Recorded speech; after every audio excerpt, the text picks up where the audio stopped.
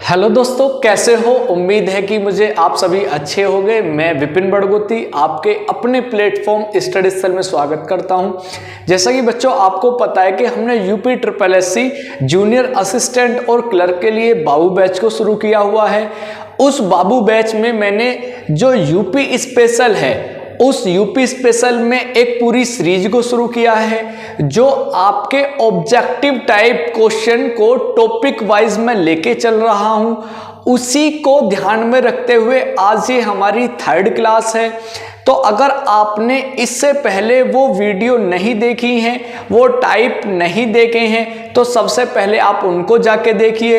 हालांकि मैं उनका लिंक डिस्क्रिप्शन में भी दे दूंगा, क्योंकि जब आप किसी टॉपिक को क्रम वाइज यानी सीरियल क्रम में पढ़ते हैं तब उस चीज को पढ़ने की तरीका और एक जो इंटरेस्ट की भावना आती है वो अलग आती है, और आप उस चीज को ज्यादा समय तक याद भी रख सकते हो।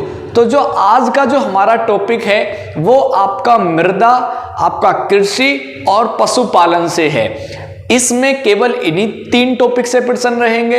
इन सारे टॉपिकों को कवर कराकर फिर क्या कराएंगे यहाँ हम, यानी जो आपके मिक्सर क्वेश्चन हैं, यानी पूरी यूपी स्पेशल के जो मिक्सर क्वेश्चन हैं उनसे क्या लगाएंगे, आपसे प्रैक्टिस सेट लगवाएंगे। मैं हर टाइप से जो क्वेश्चन की संख्या होगी वो भी 20 होगी, क्योंकि आपकी परीक्षा में 20 प्रश्न आने वाले हैं। और जो आपके परीक्षा में प्रश्नों की संख्या होगी वो भी 20 होगी, और आपके जो प्रैक्टिस हम लगाएंगे उनकी संख्या भी क्या 20 होगी, जिससे आप उन दोनों को आराम से क्या कर सको, कनेक्ट कर सको, और आपको सीधे सीधे परीक्षा की भावना आ सके। तो देखते हैं आज के सेशन में क्या होने वाला है। तो आगे अगर हम चलेंगे तो सबसे पहला जो प्रश्न हमारी स्क्रीन पर दिखाई देता है, पहला प्रश्न है कि भारतवर्ष में प्रथम कृषि विश्वविद्यालय की स्थापना की गई है।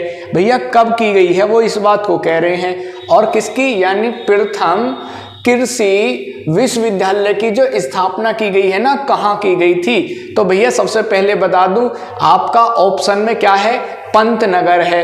ये पंतनगर भैया कहाँ पड़ता है, आपका उत्तराखंड में पड़ता है। और ये भैया सबसे पहला है, कब किया गया था, 1960 में किया गया था, और परीक्षा के लिए बहुत ही ज्यादा क्या है, इंपॉर्टेंट है। इसमें कृषि से रिलेटेड जितनी भी आपकी पढ़ाई होती है ये क्या है, सबसे पहला संस्थान है भारत का।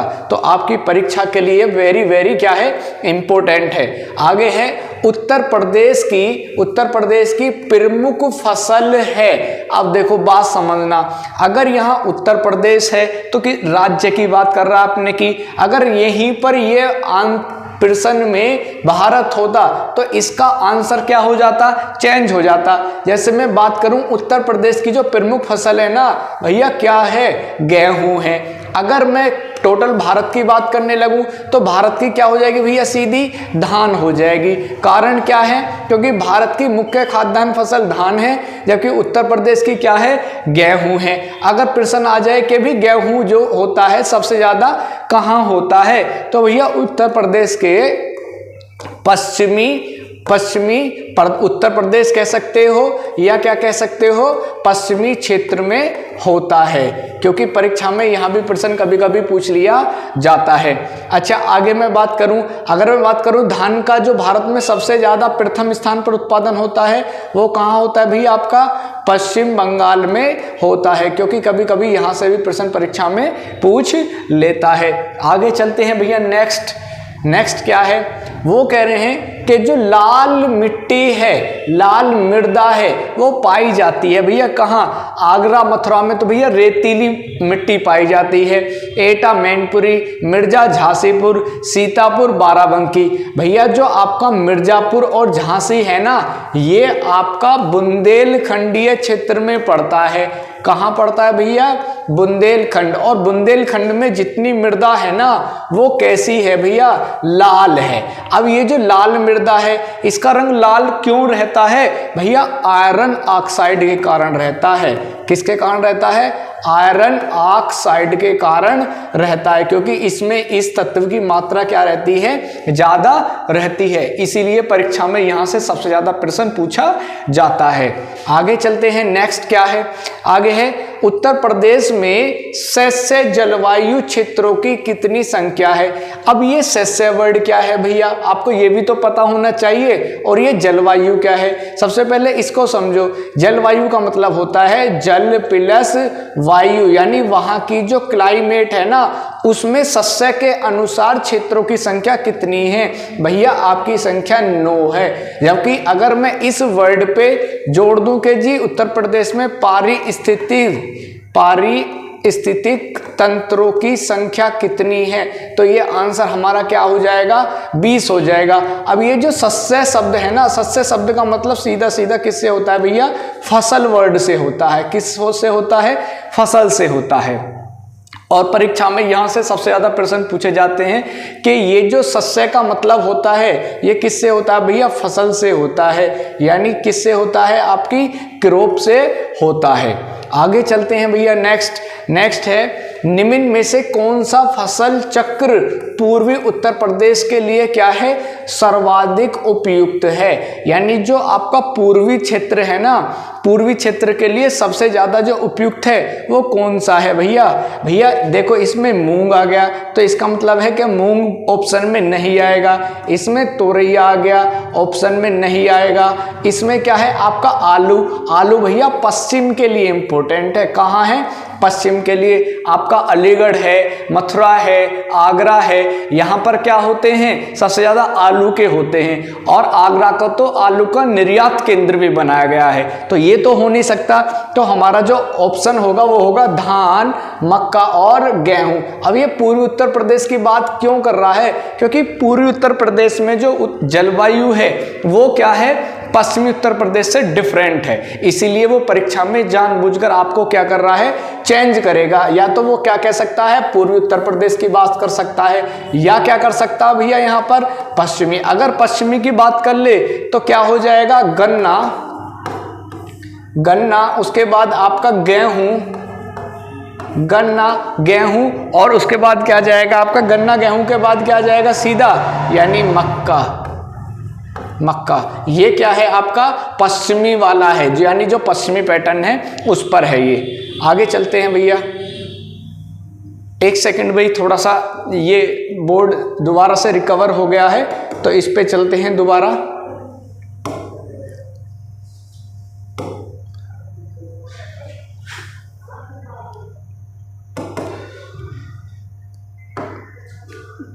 देखिएगा, अगर आप कोई भी यानी ऑब्जेक्टिव टाइप से किसी भी सब्जेक्ट की तैयारी करते हैं तो वहां से आपको सारी चीजें समझनी बहुत ज़्यादा ज़रूरी है। और मुझे ये नहीं लगता कि यहाँ आपको कोई भी थ्योरेटिकल चीज़ें कराने की ज़रूरत है, क्योंकि आप पहले ही प्राइमरी जो आपकी प्रारंभिक परीक्षा है या प्रीलिमिनरी एग्जाम है आप उसको क्रॉस करके जाने वाले हो। तो वहाँ मुझे नहीं लगता कि आपको वो सारी चीज़ें थ्योरी वाली करानी ज़रूरत है। बस आपको टॉपिक के वो प्रश्न जो यूपी SSS ज्यादा पूछती है वहां से प्रश्न हम उनको क्या कर लें? तैयार कर लें। और उसके बाद हम क्या करें? अच्छे से उस चीज की क्या करें? प्रैक्टिस भी कर लें। आगे चलते हैं भाई, आगे नेक्स्ट आगे है उत्तर प्रदेश में प्रथम आगे कह रहे हैं उत्तर प्रदेश में प्रथम दुग्ध सहकारी समिति की स्थापना कब की गई? भैया क्या कह रहे हैं वो? यानी जो हुई है ना उत्तर प्रदेश में प्रथम दुग्ध सहकारी समिति की जो स्थापना हुई है वो कहाँ हुई है, कैसे हुई है? तो सबसे पहले मैं आपको एक चीज प्रश्न बता दूं कि ये दुग्ध सहकारी समिति होती क्या है। दुग्ध सहकारी समिति का मतलब होता है कि भैया जहां पर सरकार और आपके दोनों यानी सरकार और जो निजी क्षेत्र होते हैं वो दोनों मिलकर क्या करते हैं? यानी आपस में कंट्रीब्यूशन करके क्या करते हैं? जिसमें दोनों लोगों का योगदान रहता है और दुग्ध को क्या मिल जाता है भैया, बढ़ावा मिल जाता है। अब वो किसकी बात कर रहा है भैया, प्रथम की बात कर रहा है। तो प्रथम में क्या आ जाएगा ऑप्शन आपका भैया, ऑप्शन में लखनऊ आ जाएगा भैया। कौन सा आ जाएगा, लखनऊ। दुग्ध सहकारी का मतलब होता है दुग्ध का विकास करने के लिए जो समिति की स्थापना हुई थी वो कहाँ हुई थी भैया, लखनऊ में हुई थी। आगे चलते हैं, आगे क्या है, नेक्स्ट देखते हैं। आगे कह रहे हैं उत्तर प्रदेश में अग्रणी उत्पादक है। अब अग्रणी उत्पादक का मतलब क्या है, यानी जो उत्तर प्रदेश में वो कौन कौन सी फसल है जो इनमें किस स्थान पर है भैया, प्रथम स्थान पर है। जैसे अगर मैं बात करूं भैया, गेहूं में भी क्या है, ये प्रथम है, गन्ने में भी क्या है, प्रथम है, आलू में भी क्या है, प्रथम है। यानी हमारा अभी तक ऑप्शन हमारा ए आ रहा है, लेकिन सेकंड में देख लेते हैं क्या है भैया, गेहूं में भी है, आलू में भी है, लेकिन भैया मूंगफली में नहीं है, क्योंकि मूंगफली में सबसे ज़्यादा जो उत्पादन होता है वो गुजरात में होता है। तो पहला स्थान क्या है, गुजरात का। फिर थर्ड पर्सन भी देख लेते हैं क्या है एक बार। अगर मैं बात करूं पहले पर क्या है आपका, आलू है, सही है, गन्ना है, बिल्कुल भैया। चावल नहीं है उत्तर प्रदेश में, क्योंकि चावल में किसका स्थान है भैया, पश्चिम बंगाल का स्थान है। किसका स्थान है भैया, पश्चिम बंगाल का स्थान है। आगे गन्ना में भी है भैया, उसके बाद आलू में भी है, लेकिन कपास में नहीं है। कपास में भैया जो प्रथम स्थान आता है ना, महाराष्ट्र और गुजरात राज्य क्या है, प्रथम स्थान पर है, क्योंकि यहाँ पर क्या पाई जाती है भैया, काली मिट्टी पाई जाती है। और काली मिट्टी में ही क्या पाया जाता है सबसे ज़्यादा, यानी काली मिट्टी में कपास का उत्पादन क्या होता है, सबसे ज़्यादा होता है। तो इसका क्या हो जाएगा आंसर, यानी जो पहला वाला है वही क्या हो जाएगा, इसका आंसर सही हो जाएगा।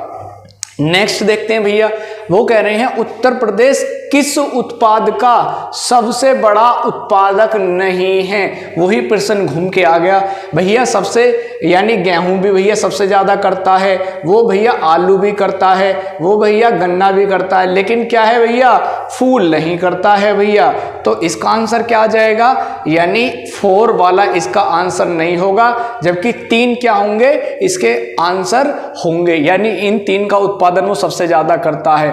आगे है प्रदेश में अवनालिका अपर्दन। अब देखो ये वर्ड है अवनालिका, अवनालिका। अब ये अवनालिका होता क्या है, अवनालिका का मतलब होता है कि जब कोई किसके द्वारा कह रहा है, यानी वो जिला पूछ रहा। अवनाली का मतलब होता है जब किसी मैदान में इस प्रकार की छोटी छोटी नालिकाएं बन जाती हैं, और नालिकाएं तो बन रही है, एक नालिका होती है ऊपर की ओर और इसमें वर्ड आया है अव का मतलब क्या होता है भैया, नीचे की ओर, यानी यहाँ पर गड्ढा, यानी हल्की हल्की गहरी नालिका हैं। ये कैसी हैं, गहरी नालिका हैं। तो ये कहाँ है भैया, और परीक्षा में सबसे ज्यादा प्रश्न आता है, तो कहाँ पर है भैया, ये इटावा में है। अब इटावा में क्यों है, क्योंकि यहाँ पर कौन सी नदी बहती है भैया, चंबल नदी बहती है, और चंबल नदी किसका निर्माण करती है भैया, अवनालिका का निर्माण करती है। क्यों, क्योंकि वो एक गहरे खड्ड का निर्माण करती चलती है। किसका निर्माण करती थी भैया, खैरे खड्ड, और इसलिए चंबल नदी जो है इटावा और आपके मध्य प्रदेश को बहुत ज्यादा क्या करती है, प्रभावित करती है। और ये इटावा किसकी सहायक नदी है भैया, यमुना की सहायक नदी है। आगे चलते हैं, आगे नेक्स्ट है उत्तर प्रदेश में वायु मृदा अपरदन में सर्वाधिक प्रभावित क्षेत्र है, यानी उत्तर प्रदेश का ऐसा कौन सा जिला है जो वायु का अपरदन सबसे ज्यादा होता है, यानी वायु उड़ के एक स्थान से दूसरे स्थान पर चली जाती है, उसको क्या बोलते हैं, वायु अपर्दन वाला क्षेत्र बोलते हैं। वो कह रहे हैं पश्चिमी क्षेत्र, पूर्वी क्षेत्र, उत्तरी क्षेत्र और दक्षिणी क्षेत्र। भैया सबसे ज्यादा जो रेतीली भूमि है ना वो कहाँ है, पश्चिमी क्षेत्र में है। और पश्चिमी क्षेत्र में भी, अगर पश्चिमी क्षेत्र में भी वो स्पेशल पूछ ले तो कहाँ है भैया, आपका आगरा प्रथम स्थान पर है और दूसरे स्थान पर क्या है आपका, मथुरा है। लेकिन हम पहले स्थान वाले को समझेंगे। ये आगरा क्यों है, क्योंकि भैया ये आपका राजस्थान के समीप है, और जब राजस्थान के समीप है तो राजस्थान में किसकी संख्या ज्यादा होती है भैया, मरुस्थल की संख्या ज्यादा होती है। जब मरुस्थल की संख्या ज्यादा होगी तो कैसा क्षेत्र होगा ये, यानी रेतीला क्षेत्र होगा। तो वायु का अपर्दन कहाँ होगा? जहां रेतीली वायु होगी। तो इसलिए कहाँ होता? पश्चिमी क्षेत्र। पश्चिमी क्षेत्र में आगरा, कारण क्या है? राजस्थान, क्योंकि राजस्थान में क्या है? मरुस्थल क्षेत्र है। अब भैया अगर मैं बात करूं ये मरुस्थल क्षेत्र होता क्या है? मरुस्थल क्षेत्र का मतलब है जहां पर भी 25 सेंटीमीटर से कम वर्षा होती है, उन सभी क्षेत्रों को किस नाम से जाना जाता है भैया? मरुस्थल के नाम से जाना जाता है। क्योंकि कई बार आपकी परीक्षा में प्रश्न बनता है कि मरुस्थल में वर्षा होती है तो कितनी होती है? जहां 25 सेंटीमीटर से कम वर्षा है वहीं पर क्या है? आपका मरुस्थल है। आगे अब एक प्रश्न और भी आते हैं यहाँ, जैसे आता है कि शुष्क और शीत मरुस्थल। जैसे शीत मरुस्थल में हमारा कौन सा आ जाता है? लेह लद्दाख आ जाता है। जबकि शुष्क मरुस्थल में कौन सा आ जाता है? जैसलमेर, क्योंकि जैसलमेर में आपकी 25 सेंटीमीटर से भी क्या होती है? कम वर्षा होती है। मात्र 12% वर्षा होती है, 12 सेंटीमीटर वर्षा होती है जैसलमेर में, जो भारत का सबसे कम वर्षा वाला स्थान है। आगे है प्रदेश को कुल कितने पारिस्थितिक क्षेत्रों में बांटा गया है? पारिस्थितिकी क्षेत्रों में बांटा गया है। भैया सबसे पहले ही तो डिस्कस किया था इस चीज को। कितने क्षेत्र हैं भैया? 20 क्षेत्र हैं। अब ये पारिस्थितिकी है क्या? मान लो आपका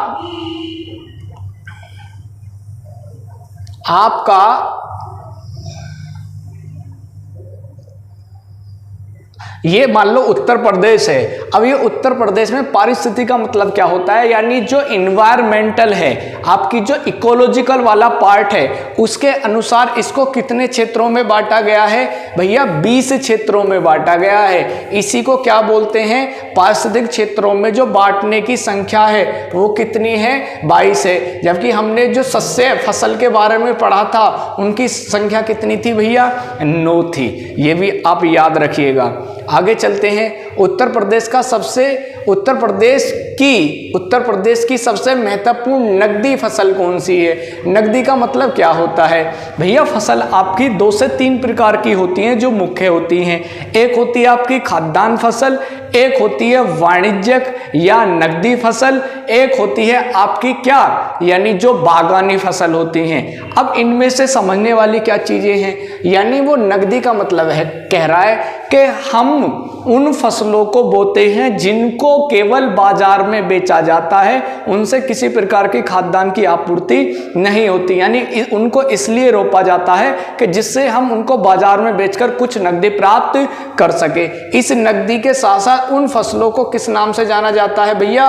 वाणिज्यिक फसल के नाम से भी जाना जाता है। अब उन्होंने कहा सबसे महत्वपूर्ण, यानी है तो बहुत सारी, लेकिन जो सबसे ज्यादा उत्पादन किया जाता हो और क्या हो? वो महत्वपूर्ण हो।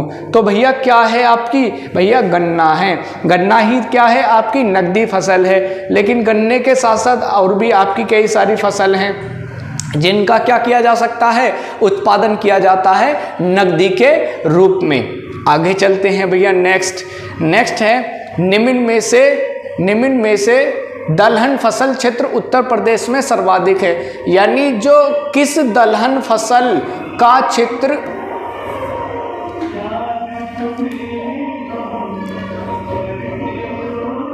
भाई थोड़ा सा कोऑपरेट करने की कोशिश करना, क्योंकि यहाँ का थोड़ा सा इन्वायरमेंटल ऐसा ही है, तो इसलिए हम बहुत जल्दी कोशिश करेंगे कि अपने स्टूडियो को कहीं किसी सुरक्षित स्थान पर ले जाया जाए, क्योंकि यहाँ पर कभी कभी थोड़ा सा जो आउटर वॉइस है वो कभी कभी आती रहती है, तो इसको थोड़ा सा आप कोऑपरेट करिएगा।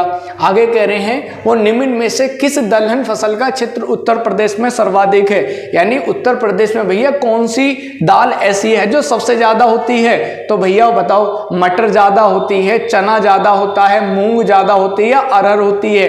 भैया सबसे ज्यादा अरहर होती है, क्योंकि जो चना है और जो मटर है ये दोनों क्या है? मोटी दालें हैं, और इनका जो उत्पादन होता है वो कहाँ होता है भैया?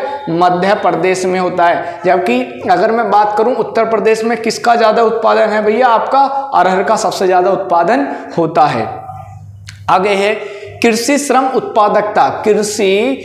उत्पादकता सर्वाधिक है। यानी जो कृषि के मामले में सबसे ज्यादा प्रोडक्टिविटी है, यानी जो ज्यादा है कृषि में, जो ज्यादा प्रोडक्टिविटी निकाल के लाते हैं वो उत्तर प्रदेश के किस क्षेत्र में लाते हैं, यानी जो आपका उत्तर प्रदेश वाला क्षेत्र है ना, उत्तर प्रदेश वाले क्षेत्रों में यानी सबसे ज्यादा जो आपकी यानी प्रोडक्टिविटी है वो कहाँ है, कि वो आपके इस पश्चिमी क्षेत्र में है, ये आपके पूर्वी क्षेत्र में है, या आपका उत्तरी क्षेत्र में है, या मध्य क्षेत्र में है, या आपके बुंदेलखंड क्षेत्र में है। भैया सबसे ज्यादा जो है ना वो आपका पश्चिमी उत्तर प्रदेश में है, यहाँ पर श्रम की उत्पादकता ज्यादा होती है। अगर आप कभी नोटिस करोगे कि जो पश्चिमी उत्तर प्रदेश के लोग हैं वो क्या करते हैं, कृषि में कड़ी मेहनत करते हैं, और वहां से उत्पादकता भी कैसे निकल के आती है, अधिक निकल के आती है। आगे चलते हैं भैया, नेक्स्ट क्या है, आगे है उत्तर प्रदेश में सीमांत कृषक किन्हें कहा जाता है। सीमांत का मतलब कह रहे हैं भैया जिनकी सीमा का अंत है, यानी जिनकी भाई सीमा, इनको कैटेगराइज किया गया है, जिनकी सीमा यानी 1 हेक्टेयर से कम होती है उनको कहा जिनके पास 1 हेक्टेयर से कम भूमि होती है उनको क्या कहा जाता है भैया, यानी सीमांत कृषक कहा जाता है। अब ये कृषक जो होते हैं 2-3 प्रकार के होते हैं, एक सीमांत कृषक होते हैं, एक लघु कृषक होते हैं, एक मध्यम कृषक होते हैं, और एक बड़े कृषक होते हैं। तो वो किसकी बात कर रहा है भैया, सीमांत कृषक की बात कर रहा है। तो सीमांत कृषक के लिए कितने की बात है हमारी, 1 हेक्टेयर। 1 हेक्टेयर से कम भूमि वालों की संख्या क्या क्या क्या होती है भाई, इस वाली बात को भी देख लिया करो आप बार बार, यहाँ पर क्या लिखा हुआ है, ये क्या लिखा हुआ है, क्योंकि इससे ना हमें आपका क्या मिलता है, मोटिवेशन मिलता है, क्योंकि इसी से हमें नेक्स्ट वीडियो बनाने की क्या मिलती है, प्रेरणा मिलती है। वो कह रहे हैं उस जनपद को चिन्हित कीजिए, उस जनपद को चिन्हित कीजिए जिसमें जानवरों के लिए क्या कह रहे हैं वो पॉलीक्लिनिक नहीं है। वो कह रहे हैं ऐसा कौन सा क्षेत्र है जहां पर क्या है, यानी पॉलीक्लिनिक नहीं है। और ये आपकी परीक्षा के लिहाज से क्या है, बहुत ज्यादा क्या है भैया, इंपॉर्टेंट है, क्योंकि यहां से क्या आते हैं आपके परीक्षा में सबसे ज्यादा प्रश्न आते हैं, क्योंकि ये जानवरों से रिलेटेड प्रश्न है, और जहां जानवरों से रिलेटेड प्रश्न आता है वहां से आपकी परीक्षा में प्रश्न आते ही हैं। तो भैया क्या है आपका, भैया लखनऊ में भी है, आपका मुजफ्फरनगर में भी है, आपका गोरखपुर में भी है, तो किस में बचा, यानी झांसी में आपका कोई भी पॉलीक्लिनिक नहीं है। आप इस चीज को याद रखिएगा। आगे चलते हैं, आगे है उत्तर प्रदेश में खरीफ फसल की जो बुआई होती है वो कब होती है। देखो भैया फसल के 3 प्रकार होते हैं, एक होती है भैया आपकी रबी फसल, एक होती है भैया आपकी खरीफ फसल, और एक होती है भैया जायद की फसल, जो इन दोनों के क्या आती है, बीच में आती है। जो आपकी रबी फसल होती है उसकी जो बुआई होती है वो कब होती है, अक्टूबर और नवंबर में होती है। काट कब ली जाती है, यानी मार्च और अप्रैल में क्या कर ली जाती है, वो काट ली जाती है। जबकि जो खरीफ वाली फसल होती है वो कब होती है उसकी बुआई, यानी जून और जुलाई में होती है भैया। कब होती है, जून और जुलाई में। कब काट ली जाती है वो भैया, अगस्त और सितंबर में काट ली जाती है, अगस्त और सितंबर में काट ली जाती है। तो ये भी बात आप समझ लेना। तो यहाँ ऑप्शन में क्या हो जाएगा आपका, जून और जुलाई हो जाएगा। जबकि ये जो जायद फसलें होती हैं ये बिल्कुल ग्रीष्म ऋतु में शुरू में बोई जाती हैं, और किसके सहारे बोई जाती हैं, नदी के सहारे बोई जाती है, जिनमें क्या आता है, जैसे तरबूजा है, खरबूजा है, ककड़ी है ना, इस प्रकार की फसलें, यानी जो पानी की आपूर्ति करती है हमारे शरीर में। और उन फसलों को कहाँ बोया जाता है, ज्यादातर यानी नदियों के आसपास भी बोया जाता है, क्योंकि इनमें पानी की आपूर्ति की जरूरत होती है। वो कह रहे हैं उत्तर प्रदेश में किसानों में वही योजना लागू की गई थी। भैया प्रश्न बहुत इंपॉर्टेंट है, क्योंकि यहाँ से 3 प्रश्न आते हैं। जो आपकी वही योजना है 1992 है। वही योजना है क्या, आपकी वही योजना का मतलब है एक आपकी ऐसी पुस्तक थी जिसमें क्या रहता था, सारा कृषि विवरण रहता था। उस कृषि विवरण में हमें पता होता था कि हमारी कौन सी फसल बुई हुई है, कौन सी फसल आगे बुएगी, यानी कृषि फसल विवरण रहता था। और उसमें हमें क्या मिलते थे, समय समय पर खाद और बीज भी मिलते रहते थे, जिसको हम बाद में उसके पैसे क्या कर सकते थे, बाद में जमा कर देते थे। और इसकी शुरुआत कब हुई थी, 1992 में हुई थी। एक आपका सेकंड योजना जो बहुत ज्यादा परीक्षा में पूछी जाती है, किसान क्रेडिट कार्ड योजना भी पूछी जाती है। किसान क्रेडिट कार्ड का मतलब है किसान ऋण योजना। ये क्रेडिट का मतलब क्या है भैया? ऋण है। ऋण का मतलब क्या है? लोन है। इसकी शुरुआत जो की गई थी भैया 1998 से 1999 में की गई थी। परीक्षा के लिए बहुत ज्यादा इंपॉर्टेंट प्रश्न है भैया। आगे है, उत्तर प्रदेश के तराई क्षेत्र विशेषकर सिद्धार्थ नगर में उगाए जाने वाले सुगंधित चावल की जो किस्म है वो कौन सी है? सबसे पहले तो ये आप ये समझिए कि जो हमारा ये तराई वाला क्षेत्र है, इस तराई वाले क्षेत्र को, ये कौन सा क्षेत्र है तराई वाला? भैया ये जो क्षेत्र है ना, ये यानी भाबर से नीचे का जो क्षेत्र है ये वाला, ये कैसा क्षेत्र है? तराई का है, क्योंकि ये मैदानी और समतल क्षेत्र, यहाँ से आपकी नदियाँ आती हैं और ये सारे क्षेत्र को क्या कर देती हैं, यानी आर्द्रता वाला बना देती है, तो इसलिए कैसा क्षेत्र हो जाता है? तराई। अब वो कह रहे हैं यहाँ पर पड़ता है आपका ये कौन सा? सिद्धार्थ नगर पड़ता है भैया। कौन सा पड़ता है? सिद्धार्थ नगर पड़ता है। और ये जो चावल है ना, इस चावल को काला नमक चावल कहते हैं। और इस काले नमक चावल को ये किस में दिया गया है? इसको भैया GI टैग भी दिया गया है। तो ये बात भी आप याद रख लेना, क्योंकि GI टैग भी क्या है? आपका इम्पोर्टेंट है। इसको भी एक दिन सेशन रखेंगे GI टैग का, क्योंकि यहां से भी क्या आ जाते हैं, आपकी परीक्षा में प्रश्न आ जाते हैं। आगे कह रहे हैं यानी पश्चिमी उत्तर प्रदेश के संदर्भ में, यानी पश्चिमी उत्तर प्रदेश की बात कर रहा है वो, निम्नलिखित कथनों में से कौन सा सही है? आगे पहला प्रश्न देखते हैं, यानी पहला देखते हैं जो कथन दिया गया है वो कथन क्या है। वो कह रहे हैं उत्तर प्रदेश का जो पश्चिमी क्षेत्र है ना, अन्य क्षेत्रों की तुलना में अधिक विकसित है।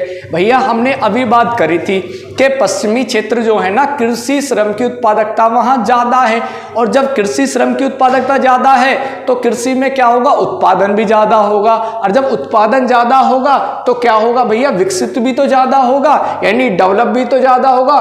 तो पहली बात क्या है उनकी? सही है। दूसरी बात है, यह क्षेत्र हरित क्रांति का क्या रहा है? साक्षी रहा है। भैया बिल्कुल सही बात है, क्योंकि जब हरित क्रांति की शुरुआत हुई थी ना 1966 में, तो इसका प्रभाव 3 राज्यों में पड़ा था।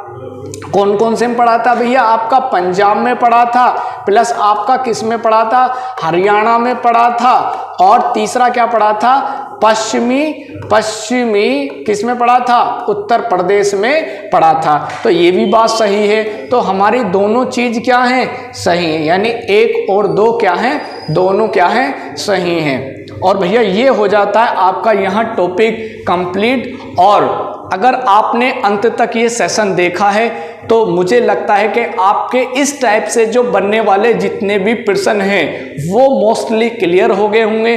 फिर भी अगर मुझे लगता है कि कुछ प्रश्न बच गए हैं तो जो हम आपके लिए प्रैक्टिस सेट मिक्सर का लगाएंगे वहां से वो कंप्लीट हो जाएंगे। तो दोस्तों अगर आप अंत तक बने हुए हैं तो वीडियो को लाइक कर सकते हैं, अपने दोस्तों के साथ शेयर कर सकते हैं, और चैनल को भी क्या कर सकते हैं? सब्सक्राइब करके बेल आइकन का बटन भी प्रेस कर सकते हैं। और अंत में अगर आप हमें कोई फीडबैक या कोई सुझाव देना चाहते हैं या हमसे कुछ पूछना चाहते हैं तो कमेंट करके भी पूछ सकते हैं। हम जल्दी से जल्दी प्रयास करेंगे कि आपके सुझाव को अमल में लाया जाए या आपके प्रश्न का जवाब तत्काल रूप से मैं या मेरी टीम के द्वारा दे दिया जाए। तो मिलते हैं अगली वीडियो में, तब तक रखिएगा अपना और अपनों का ख्याल। तब तक के लिए जय हिंद।